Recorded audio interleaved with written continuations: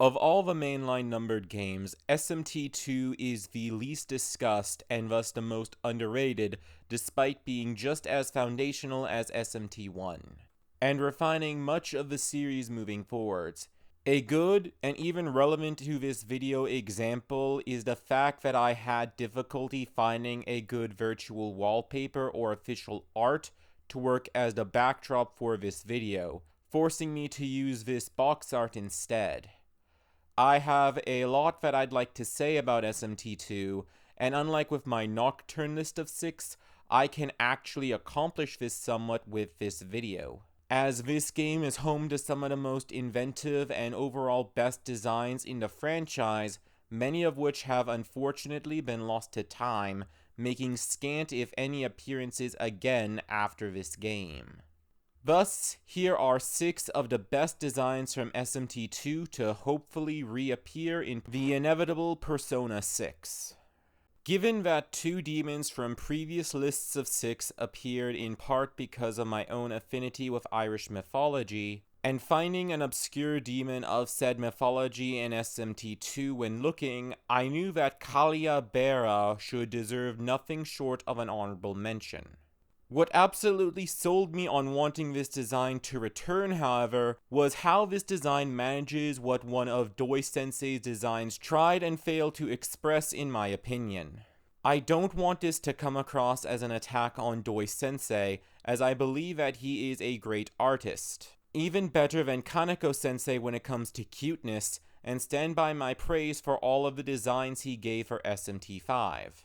However, one design that I also feel was underwhelming given what Doi Sensei wanted to convey was Manan Gal, who Doi Sensei had fought to see included wanting a quote extreme experimental horror character into the game to appeal to older fans.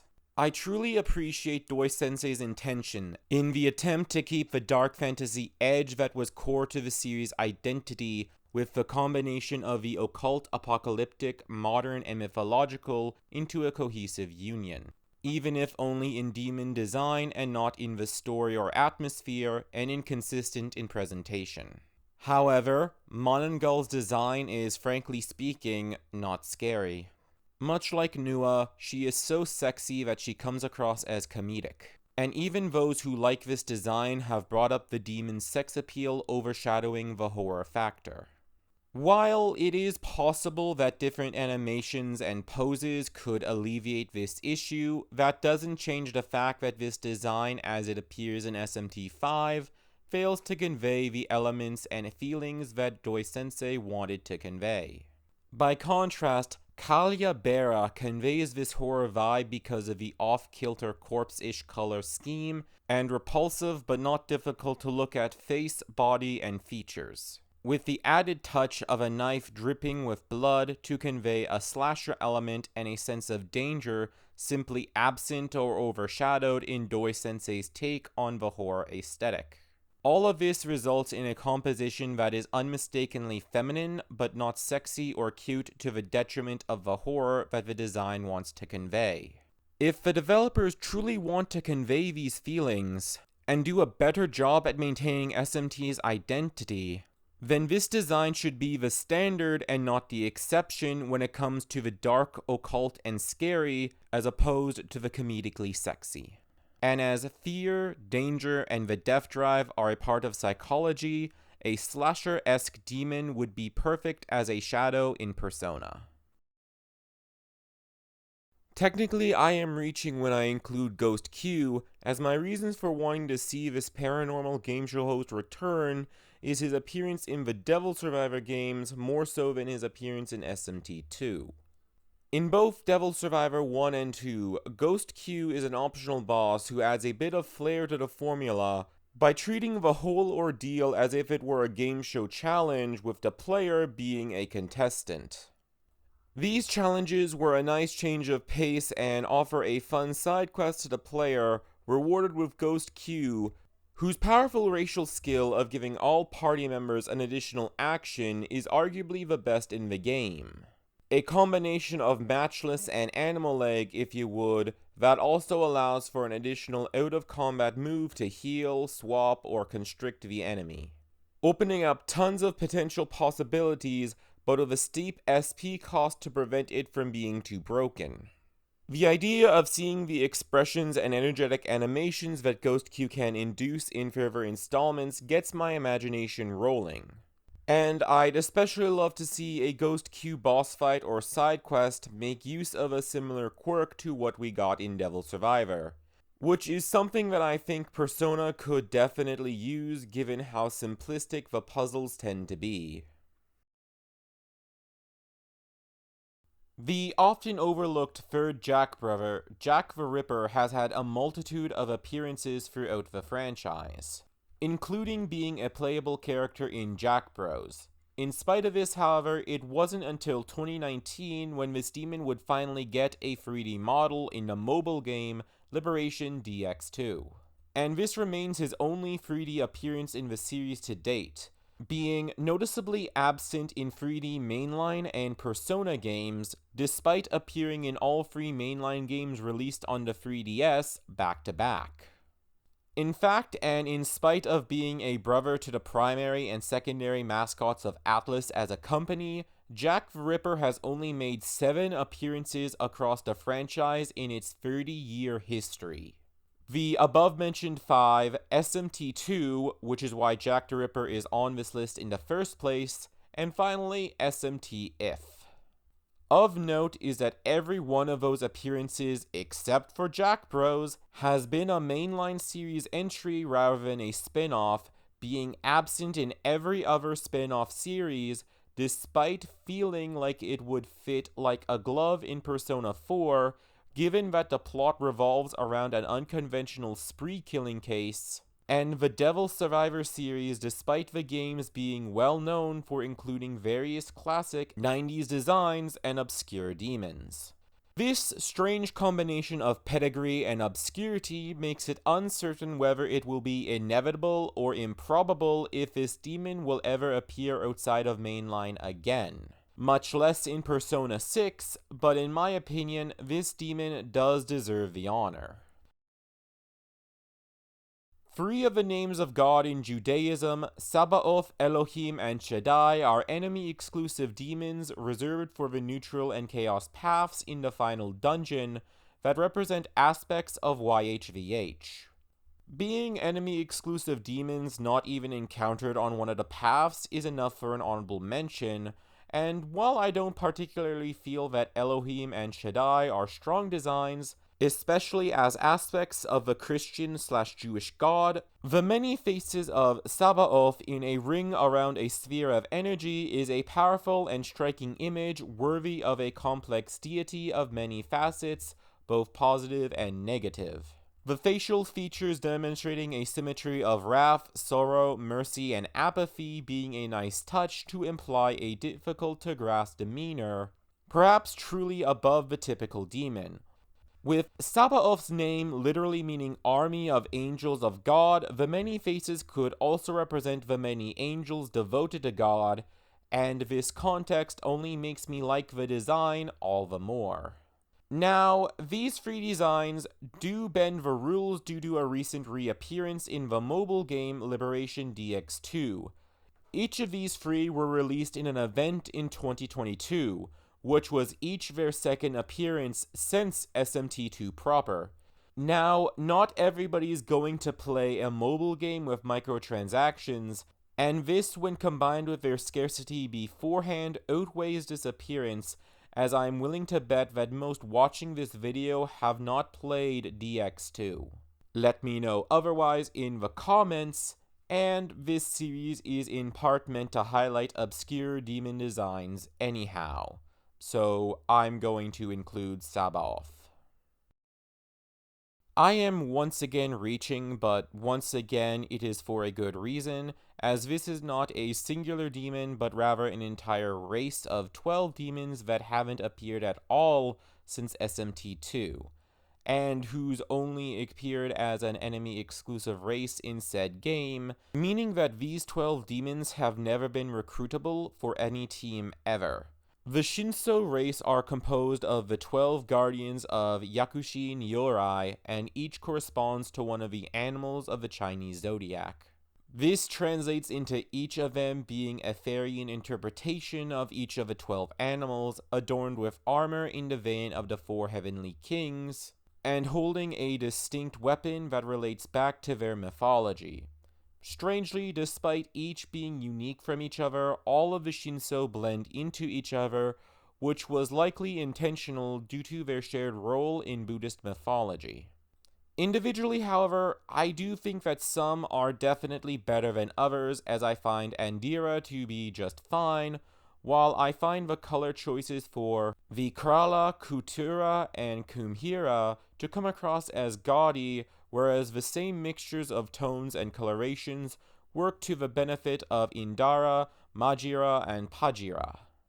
I realize that this whole race of 12 demons is a bit much to ask, but can easily see this race occupy the whole of a unique arcana yet to appear in persona and yet carry certain story significance, or simply as a unique optional race in the vein of the rumor arcana in P2, given that they are already a unified collective that could easily be categorized as such. Given that the Aeon Universe and Lust Arcana have already appeared and are a part of the Aleister Crowley Thoth deck, perhaps they could fit into one of those arcana yet to appear, such as the Magus, or perhaps more ambiguous and thus more fitting for this series, becoming a more prominent staple moving forward, the Adjustment. I'd be very interested in seeing such a possibility, as the fiend-like challenge of this sort of optional boss battle then summonable ally for the next bout is something that has been absent in Neo Persona, and is something which I'd like to see be included in future games.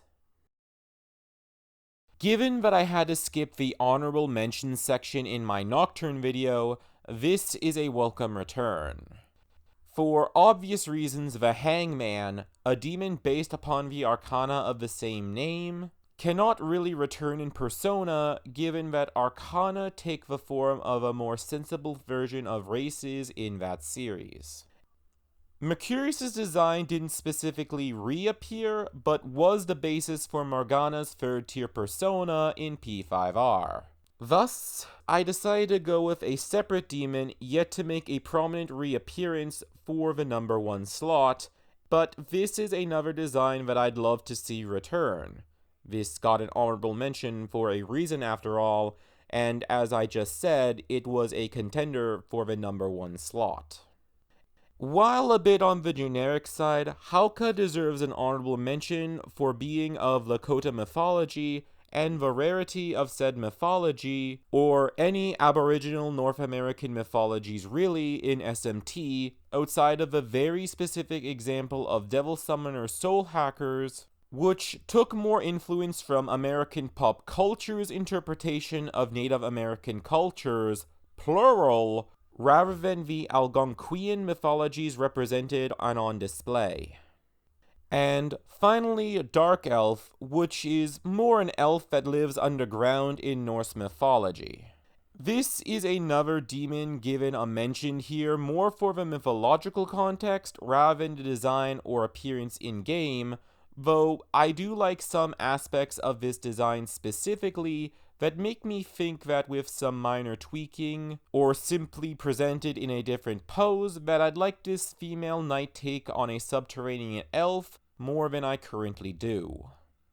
Make no mistake, there are plenty more demons from SMT2 that deserve an honorable mention slot, but I want to get this video out in May, so we're gonna have to end it there, I'm afraid.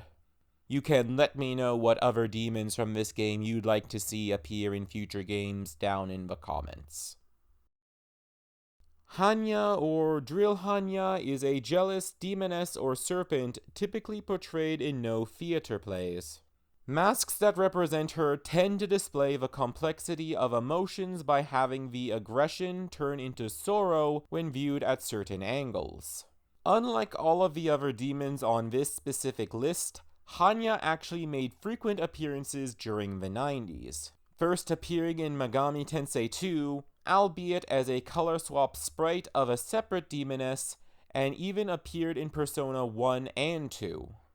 If you know anything about the Jungian concepts of anima possession, and complexes overtaking the ego, especially as sorrow, envy, regret, self-imposed restrictions, and despair have already been covered in previous Girl Party member and Social Link arcs, then it's probably dawning on you that Hanya is a specifically organic fit for Persona, given that the Persona series uses its mythological aesthetics to inform psychology, making Hanya uniquely fitting to be a Shadow Self boss in the vein of the Mementos missions. Of course, alternatively, she could also be a starting Persona, with overcoming the associated ordeal in the Social Link, allowing for the Persona to evolve to represent the arc in full. This is why, more so than any other demon on this list or any list that I've made in this series to date, Hanya is innately compatible with Persona in both terms of Persona's storytelling and in her origins in mythology, and because of that, she deserves the number 1 slot. Thanks for watching. Not really much to add with the outro for this video. I did skimp on the editing in some areas. You probably noticed if you watched. The reason for that was a combination of things, namely time constraints and the fact that my basic audio just stopped working for a period of time. I was basically stuck with being deaf for everything that was happening for basically 2 days, and I did not want to delay this video any further. This is the month that I'm going to try and finally catch up on all of my list of 6 backlog, meaning that I have to make at least 2 more videos this month if I want to get caught up for June, which is the month that I hope to make a Pride Month special for this channel. So that's basically why, I didn't think it was too major, so I just did the 2 that I felt didn't need the most amount of editing and just left them as those still images. But that's not usually what I do. I usually try and make sure that my videos are coherently edited, and I feel like I am getting better with editing. So the May concert, the SMT concert, has come and gone with no new announcements. Can't say that wasn't unexpected, but I had previously held off on this video in case something was announced, and I wanted to basically do what I did with my P5X video and strike while it was still relevant in hopes of getting some views. Since that didn't happen, it looks like I worried and for nothing. So here is a good place to put the end credits thing, I guess. So on the left here is my previous video, 6 demon designs from Nocturne to return in Persona 6. And on the right here will be the next video in the series when that releases, but until then it will just be a video as decided by the algorithm. So yeah, that's basically it. Have a great week, and I will see you next time.